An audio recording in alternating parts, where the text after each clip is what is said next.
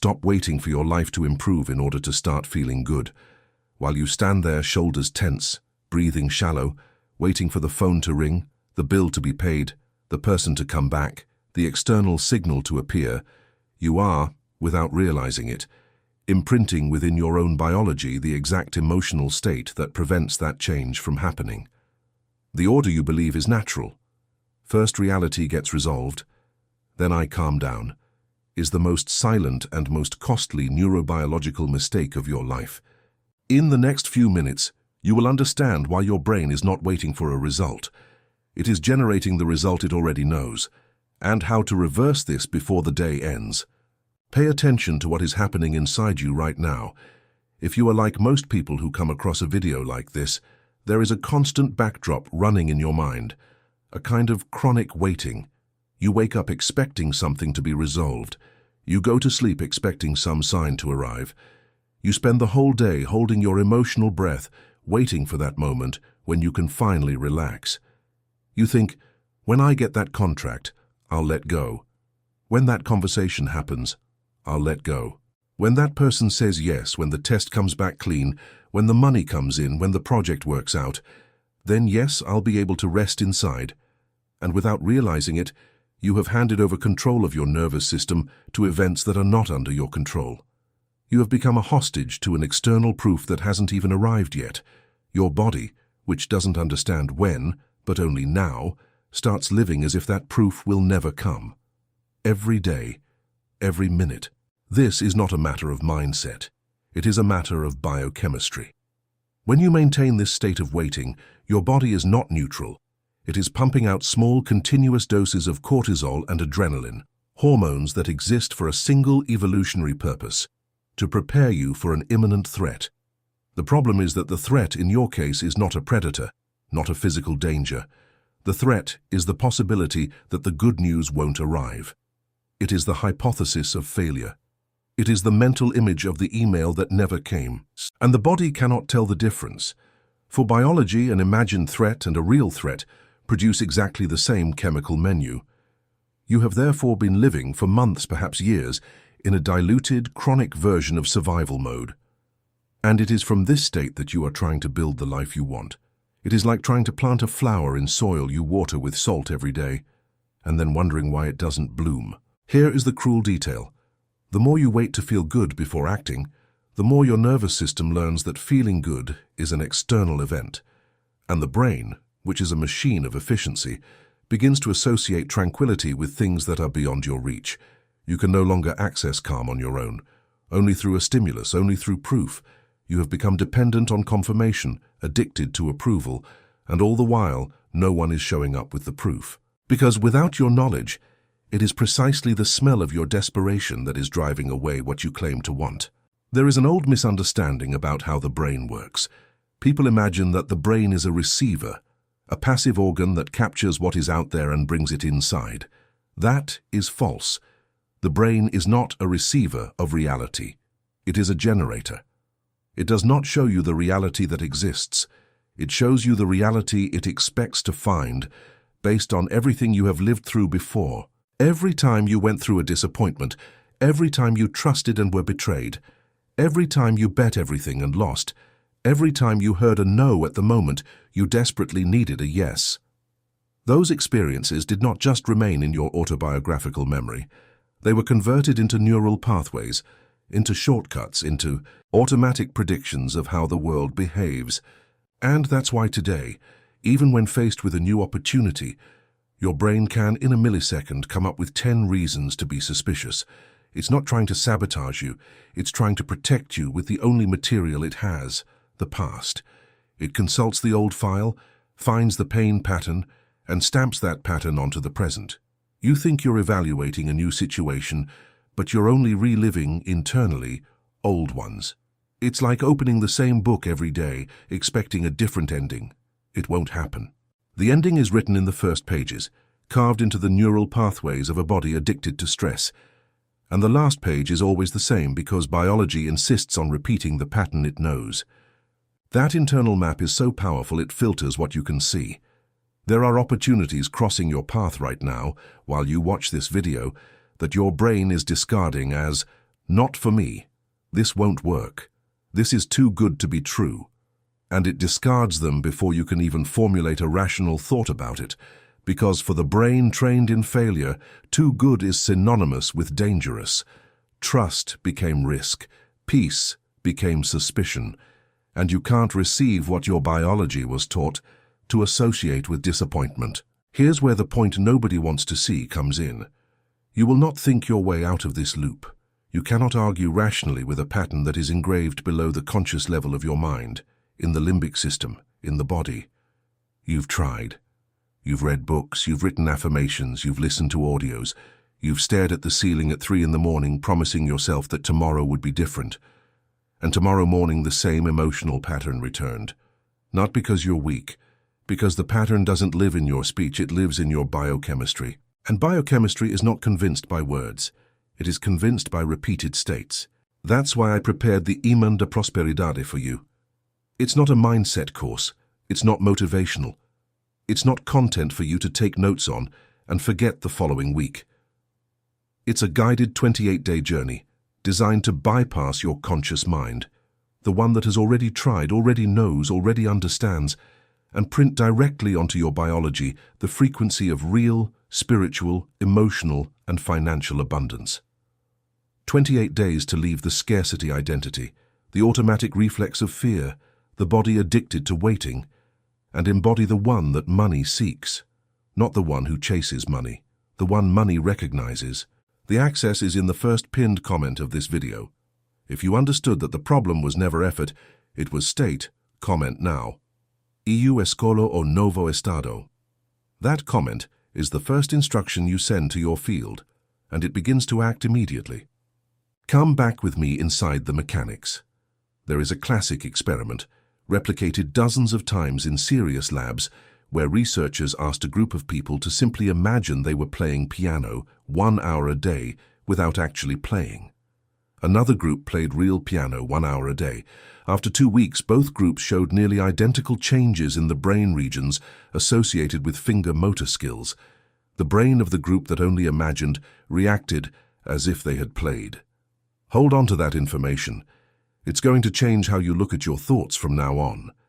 The body doesn't precisely distinguish what comes from outside and what comes from inside.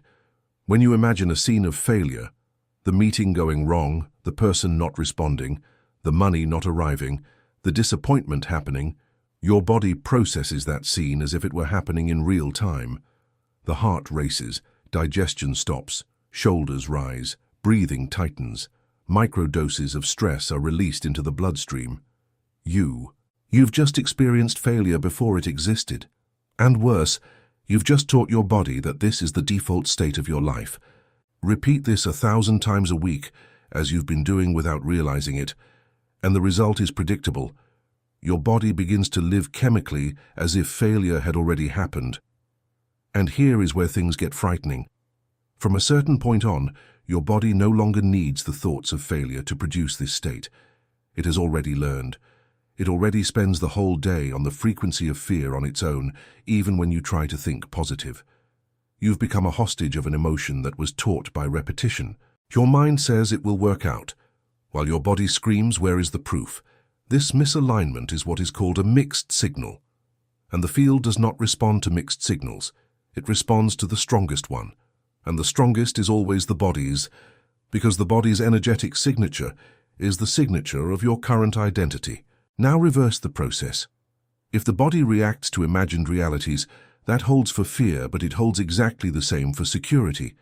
If you imagine, with enough sensory detail, a version of your life in which that has already been resolved, in which peace has already arrived, in which money is already flowing, in which the person has already responded, in which the path is already open, and you allow the body to feel what it would be like to be there, the same biochemical alchemy happens. Except now, instead of cortisol, it's dopamine. Instead of adrenaline, it's oxytocin. Instead of muscle tension, it's coherence. And it is this coherence between heart and brain that changes the energetic signature you emit to the field. It's not philosophy, it's electromagnetism. The heart's field is measurable, and it changes pattern when your internal state changes. Everything that responds to your field people, opportunities, synchronicities, timing, begins to react from the moment the signature changes. Here is where the concept most people don't understand comes in.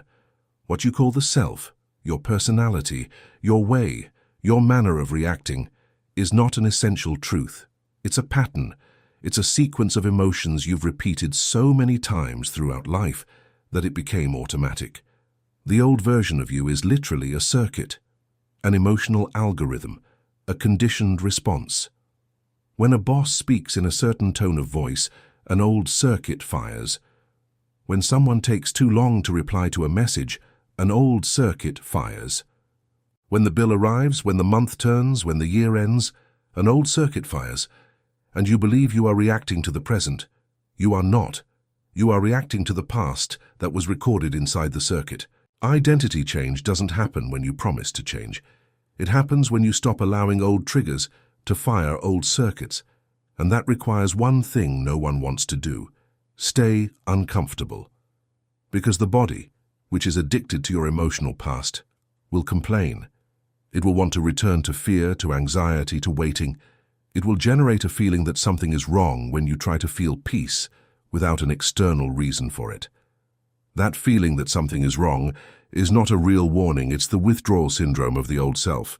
And it is by going through this withdrawal without yielding that the new self is built. You begin to train deliberately the frequency of security before external security appears. You begin to feel confident before there's a rational reason to trust. You begin to feel prosperous before the bank account confirms it. This is not self-deception. This is reprogramming. Every time you sustain this state for a few more minutes, you are rewriting the default neural pathway. You are literally sculpting a new circuit. And, repeated enough, that circuit becomes the new automatic, the new identity. And the field starts to receive a different signal because your energetic signature has changed. Biology is obedient. It records what you repeats always. If you've come this far, and you feel that reprogramming on your own is like swimming across the ocean, it's because it actually is. The Imán da Prosperidade gives you the exact map, day by day, of the 28 days needed to install this new identity without having to figure it out by trial and error. Access in the first pinned comment. This is the moment, not tomorrow. Tomorrow is when the old version of you takes over again. Let's be specific about what changes when your internal state changes. There is a radical difference between a decision made from fear and a decision made from coherence. And that difference shows up in seconds. When you operate in a state of tension, your perception goes into tunnel mode. The mental visual field narrows. You see only the immediate problem. Solutions become invisible, not because they don't exist, but because your biology blocked your perception of them. It's an evolutionary survival function. In the face of a threat, your brain doesn't want you to explore. It wants you to flee or fight. Only you're not facing a lion.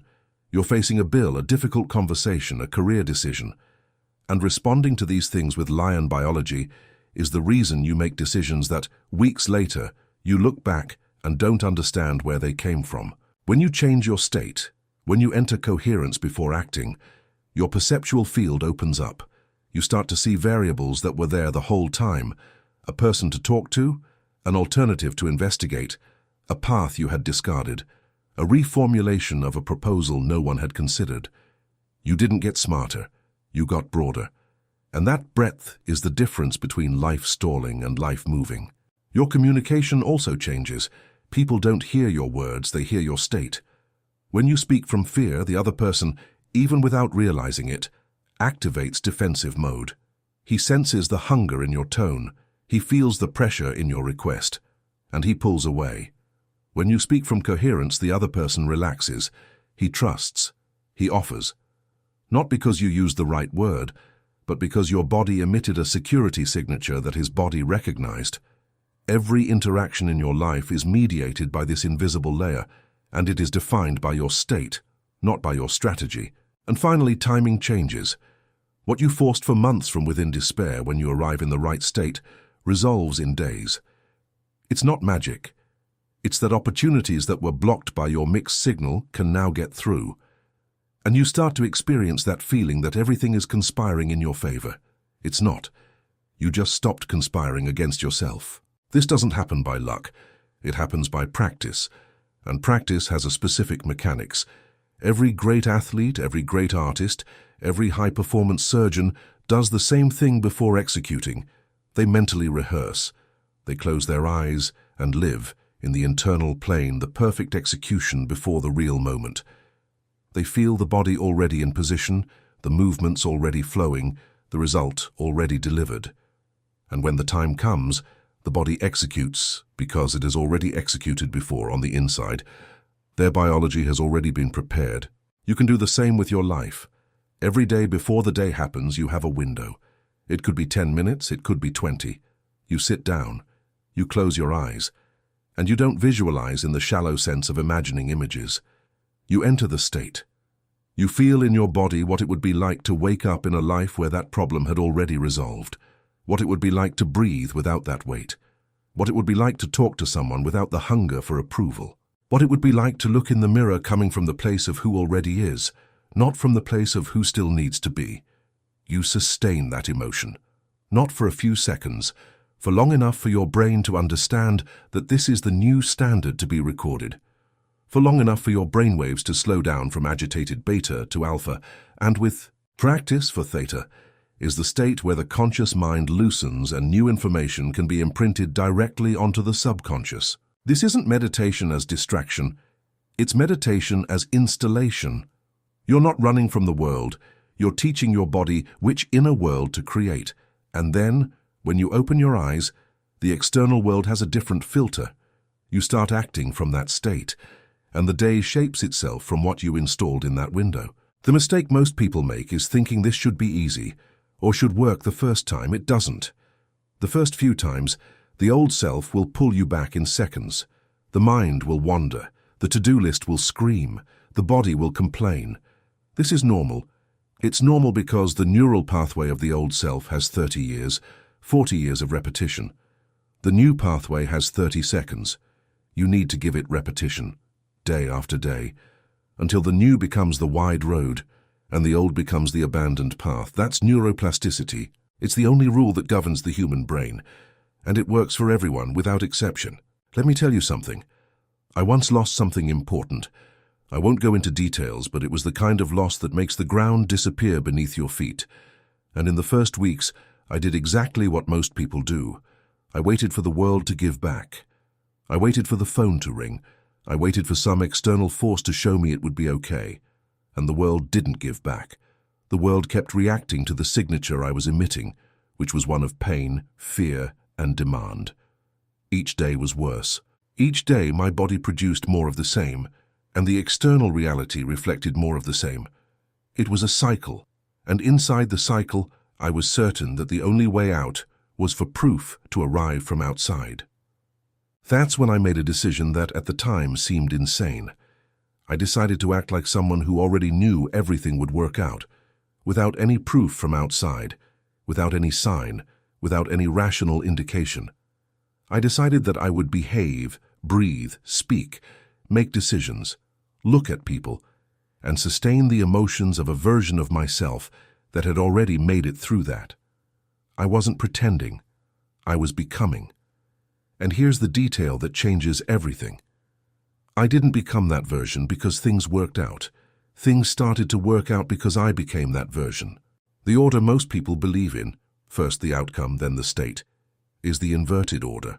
The correct order is first the state, and the outcome is the natural consequence. Weeks later, doors started opening. Not because I forced them, because my internal field changed, and my external field began to reflect it. I made decisions I wouldn't have had the courage to make before. I talked to people I would have avoided before. I saw opportunities that were invisible within the tunnel mode of fear. And more important than anything, I stopped needing the confirmation to feel good. I was already good before. The confirmation was just the echo. If you understood that, you also understand why I insist so much on the prosperity magnet.